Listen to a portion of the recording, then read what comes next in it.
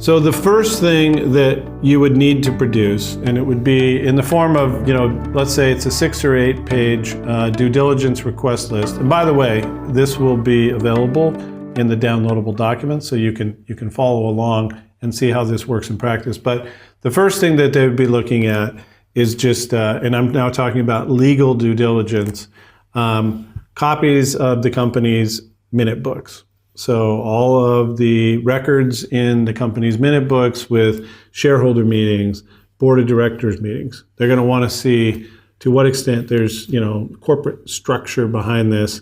They would want a copy of the capitalization record. So all of the agreements that have to do with the company's equity, the issuance, were they properly issued, fully paid, were they non-assessable? Do we have copies of everything? Are there, for example, promises? One of the things that I've seen a lot is people think they have good records, but it turns out, that maybe they did promise somebody something but never documented it. That needs to be in there. That needs to be uncovered.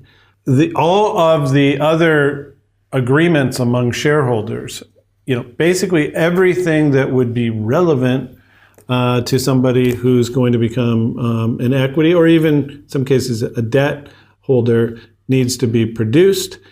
If there are any documents or correspondence that have to do with regulatory matters, and not every company would necessarily be in this case, but medical device companies, biotech, or anyone who has had any correspondence with the regulator, particularly if they're asking for permission or if they've received inquiries, any consent decrees, that's the kind of dirty laundry that you would need to produce in order to comply with this kind of a request.